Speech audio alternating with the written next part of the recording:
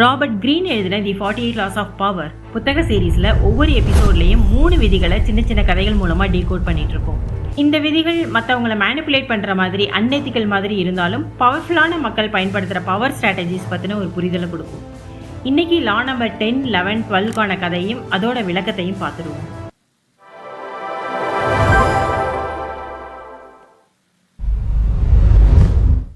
ஒரு உயரமான மலைக்குன்றுல ஒரு இளம் கழுகு வாழ்ந்துட்டு இருந்துச்சு. அதோட பெரிய ரெக்கையும் கூர்மையான பார்வையும் அதை வானத்துல மிக உயரமா பறக்கிற சக்தியை கொடுத்துச்சு. தன்னோட இரையை தானே தேடி வேட்டையாடி சுதந்திரமா வாழ்ந்துட்டு இருந்துச்சு. ஒரு நாள் அது ஒரு சிட்டிக்கு மேல பறந்துட்டு இருந்தப்போ கீழே சில காக்கா கூட்டங்கள் சத்தமா பேசிட்டு இருந்ததை பார்த்துச்சு. அது என்னன்னு தெரிஞ்சுக்கிற ஆர்வத்துல கிட்ட பறந்து போச்சு. என்னடா வாழ்க்கை, இந்த வாழ்க்கையே மோசம், எங்க போனாலும் சாப்பாடு கிடைக்கல, எல்லாம் நம்ம துரதிருஷ்டம் தான்னு காக்கா கூட்டங்கள் புலம்பிட்டு இருந்துச்சு. கழுகு காக்கா கூட்டங்களை பார்த்து பரிதாபப்பட்டுச்சு. அந்த காகங்கள் கழுக பார்த்ததும் கூப்பிட்டுச்சு, நீ மட்டும் ஏன் தனியா பறக்கிற, இங்க வா, எங்களோட இருந்து பாரு, அப்பதான் புரியும் வாழ்க்கை எவ்வளவு மோசம்னு. அந்த கழுகும் காக்கா கூட்டங்கள் மேல இறக்கப்பட்டு அந்த காக்காக்களுக்கு பக்கத்துல உட்கார ஆரம்பிச்சிச்சு. அதுங்களோட நேரம் செலவழிக்க ஆரம்பிச்சிச்சு. காலப்போக்குல மெதுவா ஒரு மாற்றம் நடந்துச்சு. கழுகு தன்னோட சக்தி மொத்தத்தையும் மறந்துருச்சு. ரெக்கையும் பார்வையும் கூர்மையா இருந்தாலும் தன்னுடைய பவரை பயன்படுத்த மறந்துருச்சு. தன்னையும் ஒரு காக்காவாவே நினைக்க ஆரம்பிச்சிச்சு. அந்த காகங்கள் மாதிரி இதுவும் புலம்ப ஆரம்பிச்சிச்சு. வேட்டைக்கு போனா இறை கிடைக்கல, வாழ்க்கை ரொம்ப கஷ்டம்பா, எல்லாமே என் விதி, எல்லாமே என் துரதிருஷ்டம்னு. இதோட புலம்பலை கேட்டுக்கிட்டு இருந்த ஒரு வயசான கழுகு கீழே வந்து அமைதியா சொன்னிச்சு, எப்பயும் புலம்பிக்கிட்டு இருக்க கூட்டத்துல இருந்ததால நீ ஒரு கழுகுங்கிறத மறந்துட்டு உன்னையே நீ பலவீனமா நினைக்க ஆரம்பிச்சிட்டேன்னு லா நம்பர் 10 ஞாபகப்படுத்துச்சு. தன்னோட பவரை உணர்ந்த கழுகு மறுபடியும் தனது ரெக்கைகளை விரிச்சு வானத்தை நோக்கி உயரமா பறக்க ஆரம்பிச்சிச்சு. ஸோ இதுதான் law number 10, infection, avoid the unhappy and unlucky. துரதிருஷ்டசாலிகளோடும் துன்பம் அடைந்தவர்களோடும் சேராதீர்கள். சில பேர் பிரச்சனையை சந்திச்சாலும் அதை சரி செய்ய முயற்சி செய்வாங்க. சில பேர் பிரச்சனையை விட அதிகமாக புலம்பிக்கிட்டே இருப்பாங்க. அவங்களோட நெகட்டிவ் எனர்ஜியை சுற்றி இருக்கவங்க கிட்டையும் பரப்ப ஆரம்பிப்பாங்க. இப்படிப்பட்ட சூழல்ல இருந்தா நம்ம எனர்ஜி மெதுவாக குறைய ஆரம்பிக்கும், நம்ம கான்ஃபிடன்ஸ் கூட பாதிக்கப்படும். இந்த லா என்ன சொல்லுதுன்னா, தப்பான சூழ்நிலையால பாதிக்கப்பட்டவங்களுக்கு உதவி செய்யலாம். ஆனா இந்த கதையில வர காக்கா கூட்டங்கள் மாதிரி எப்பவுமே நெகட்டிவா யோசிக்கிற, தங்களே துரதிருஷ்டசாலின்னு நினைக்கிற நபர்களோட ரொம்ப நெருக்கமா இருக்கிறது, பழகிறது, அவங்க மேல இறக்கப்படுறது, அனுதாபப்படுறது, அவங்கள மாத்தலாம்னு நினைக்கிறது, இதெல்லாம் புத்திசாலித்தனம் இல்லை. உங்க இறக்க குணத்தை இந்த மாதிரி நபர்கள் மேல வேஸ்ட் பண்ணாதீங்க. உங்களையும் மோசமான சூழ்நிலைக்கு இழுத்துட்டு போயிடுவாங்க. எப்படி ஒரு தொற்று நோய் ஒருத்தர்கிட்டேருந்து இன்னொருத்தருக்கு பரவுதோ அதே மாதிரி நெகட்டிவ் எண்ணங்களும் மெதுவாக பரவ ஆரம்பிக்கும். உங்களை நீங்க காப்பாத்திக்கிறது உங்களுடைய கடமை. ஆனா இந்த மாதிரி நபர்களை நாம எப்படி அடையாளம் கண்டுபிடிக்கிறது? இவங்க எப்பவுமே முன்னேற்றமே இல்லாத வேலையை செஞ்சுக்கிட்டே இருப்பாங்க. ரிலேஷன்ஷிப் மெயின்டைன் பண்றதுல பிரச்சனைகளை சந்திப்பாங்க. கடந்த கால தவறுகளை நினைச்சு வருத்தப்பட்டுக்கிட்டே இருப்பாங்க. நமக்கு பவர் வேணும்னா நம்மளை சுத்தி இருக்க மக்களை கவனமா தேர்வு செய்யணும். எப்பவும் சந்தோஷமான, உற்சாகமான, பாசிட்டிவா யோசிக்கிறவங்க கூட இருங்க. உங்க எண்ணத்தையும் அது வலிமையா மாற்றும்.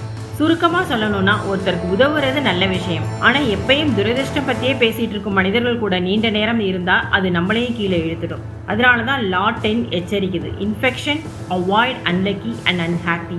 பவர் வேணும்னா தன்னைய துரதிருஷ்டசாலியா நினைக்கிற மக்களை புறக்கணிச்சுட்டு நல்ல அறிவு, உற்சாகம், கவர்ந்து இழுக்கிற நேர்மறையான மக்களோட இருங்க.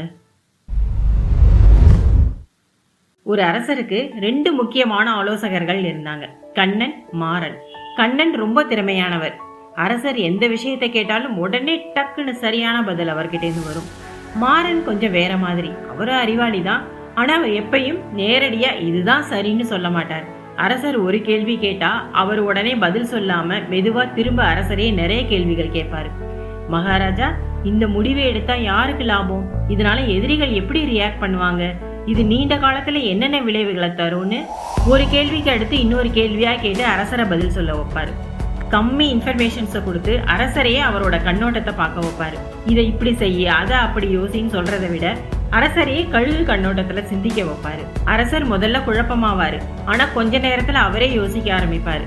அந்த ஆழமான யோசனையால மெதுவா அவரே ஒரு முடிவே எடுப்பாரு. அந்த முடிவு மாறனுடைய சப்போர்ட்டோட முடிவு எடுத்த மாதிரி ஒரு ஃபீலிங் அவருக்கு வரும். இங்க மாறன் பயன்படுத்தின யூனிக்கான ஸ்ட்ராட்டஜி கேள்விகளுக்கு பதிலா இல்லாம பதிலை கண்டுபிடிக்க தேவைப்படும் சிந்தனையாக இருந்தாரு. இது மாதிரி எந்த ஒரு சூழ்நிலை வந்தாலும் அரசரை ஆழமா சிந்திக்க வச்சாரு. அதே சமயத்துல மாறன் இல்லாம எந்த முடிவும் தன்னால எடுக்க முடியாதுன்னு அரசரையும் உணர வச்சாரு. மாறன் இல்லாத ஆலோசனை கூட்டத்துல அரசர் எதையோ இழந்த மாதிரி ஃபீல் பண்ண வச்சு சரியான முடிவு எடுக்க முடியாம திணற வச்சாரு. ஏன்னா லா நம்பர் 11 மாறன் சரியா அப்ளை பண்ணாரு. அரசரும் அவருக்கு முதன்மை மந்திரியா பதவி கொடுத்து அவர் பக்கத்திலே வச்சுக்கிட்டாரு. அவர் ஒரு பெரிய அறிவாளி அப்படிங்கறதுக்காக எல்லாம் இல்ல, அவர் இல்லாம அரசர் முழுமையடைய முடியாத அளவுக்கு தேவையானவரா நினைச்சதால. இதுதான் law number 11. Learn to keep people dependent on you. மக்கள் எப்போதும் உங்களை சார்ந்திருக்குமாறு வைத்துக் கொள்ளுங்கள். நீங்க இருக்கிறது எந்த இடமா இருந்தாலும் உங்க உதவி இல்லாம எந்த ஒரு வேலையும் அங்க நடக்காதுங்கிற மாதிரி, நீங்க இல்லாம அந்த வேலையை செய்ய அவங்க ரொம்ப கஷ்டப்படுற மாதிரி வச்சுக்கணும். உங்களுக்கு பதிலா வேற யாரையும் ரீப்ளேஸ் பண்ண முடியாத அளவுக்கு ஒரு இடத்தை கிரியேட் பண்ணணும். உங்களை வெளியே அனுப்பிட்டா உங்களை விட திறமையான நபர்களை தேடி கண்டுபிடிக்கிறது கஷ்டம்னு நினைக்க வைக்கணும். நீங்க இதுக்கு புத்திசாலியா இருக்கணும்னு கூட அவசியம் இல்லை. உங்களுக்குன்னு ஒரு தனி ஸ்ட்ராட்டஜியை கண்டுபிடிச்சாலே போதும். இது கண்ணுக்கே தெரியாத ஒரு அதிகாரத்தை உங்களுக்கு கொடுக்கும். இதனால உங்களை சில பேருக்கு பிடிக்காம கூட போகலாம். ஆனா யாருக்கும் பிடிக்காம போறது தப்பு இல்ல. ஆனா நீங்க இல்லாம எதுவுமே செய்ய முடியாதுங்கிற நிலையில நீங்க இருந்தா அதுதான் உங்க பலம், உங்க பவர். சோ லா நம்பர் 11 சொல்றது learn to keep people dependent on you. Power வேணும்னா எல்லா இடத்துலையும் எப்பயும் மக்கள் உங்களை சார்ந்தே இருக்கிற மாதிரி பாத்துக்கங்க. பல வருடங்களா கிரேக்கர்கள் ட்ராய் நகரத்தை கைப்பற்ற முயன்றாங்க. ஆனா முடியல. ஏன்னா அந்த நகரம் பெரிய பலமான சுவர்களால பாதுகாக்கப்பட்டு இருந்துச்சு. நேரடியா போராடி ஜெயிக்க முடியாதுங்கிறத கிரேக்கர்கள் நல்லாவே புரிஞ்சுக்கிட்டாங்க. அதனால அவங்க ஒரு வித்தியாசமான திட்டம் போட்டாங்க. ஒரு மிகப்பெரிய மரக்குதிரைய உருவாக்குனாங்க. அதை ஒரு கிஃப்ட் மாதிரி செட் பண்ணி ட்ராய் நகரத்தோட வாசலுக்கு வெளியே வச்சுட்டு அவங்க போர்க்களத்தை விட்டு போயிட்ட மாதிரி ஒரு டிராமாவை கிரியேட் பண்ணாங்க. ட்ராய் நகர மக்கள் அந்த குதிரையை பார்த்து ரொம்ப குழம்பினாங்க. சில பேருக்கு இந்த குதிரை மேல சந்தேகம் வந்துச்சு. ஆனா பல பேர் என்ன நினைச்சாங்கன்னா, எதிரிகள் இப்படி ஒரு பெரிய பரிசு நமக்காக விட்டுட்டு போயிருக்காங்க, இது வெற்றியோட நினைவா கூட இருக்கலாம்னு நினைச்சாங்க. அவங்க அந்த பெரிய மரக்குதிரைய நகரத்துக்குள்ள கொண்டு வந்தாங்க. ஆனா அந்த குதிரையின் உள்ள மறைஞ்சிருந்த சில கிரேக்க வீரர்கள் அன்னைக்கு இரவு அமைதியா வெளியே வந்தாங்க. அந்த நகரத்தோட கதவுகளை திறந்து விட்டாங்க. வெளியே மறைஞ்சிருந்த கிரேக்க படை உள்ள வந்துச்சு. அன்னைக்கு நைட்டே ட்ராய் நகரம் முழுசா விழுந்துச்சு. சில நேரங்கள்ல ஒரு சின்ன ஆனஸ்டியோ சின்ன பரிசோ இல்ல நம்ம ஜெனராசிட்டியை காட்டினாலோ மற்றவங்களுடைய பாதுகாப்பு சுவர் தானாவே குறைஞ்சிடும். இதுதான் law number 12. Use selective honesty and generosity to disarm your victim. சில நேரங்களில் தேர்ந்தெடுத்து நேர்மையும் தாராளத்தையும் காட்டி மற்றவர்களின் எச்சரிக்கையை குறைய செய்யுங்கள். முதல்ல ஒரு சிம்பிள் சிச்சுவேஷன் நினைச்சு பாருங்க. ஒரு புது நபரை சந்திக்கும் போது நம்ம உடனே முழுமையா நம்ப மாட்டோம். நமக்குள்ள ஒரு எச்சரிக்கை இருக்கும். ஆனா அந்த மனிதர் சில நேரங்கள்ல நேர்மையா பேசினா, ஒரு சின்ன உதவி செஞ்சா இல்ல தாராளமா நடந்துகிட்டா அவங்க நம்பிக்கைக்குரியவங்களா பார்க்க ஆரம்பிக்கும். நம்ம மனசுல இருக்கிற அந்த எச்சரிக்கை மெதுவா குறைய ஆரம்பிக்கும். அதே மாதிரி நீங்களும் மத்தவங்க கிட்ட ஏதாவது சாதிச்சுக்கணும்னா முதல்ல உங்களை நம்பிக்கைக்குரியவன் அப்படின்னு நம்ப வைக்கணும். அப்போதான் அவங்க உங்களை பத்தி அதிகமா சந்தேகம் கொள்ள மாட்டாங்க. அவங்க பாதுகாப்பு சுவரை எச்சரிக்கையை தளர செய்யும். அதுக்கப்புறம் அவங்கள டீல் செய்யறது ரொம்ப ஈஸி ஆயிடும். இதுதான் இந்த லா சொல்லுது. அதாவது ஒரு மனிதன் முழுக்க நேர்மையா இருக்கிறத பத்தி இந்த லா பேசல. அதுக்கு பதிலா சில நேரங்கள்ல மட்டும் நேர்மையையும் தாராள குணத்தையும் காட்டுறதை பத்தி பேசுது. ஒரு சிம்பிள் எக்ஸாம்பிள் சொல்றேன் பாருங்க.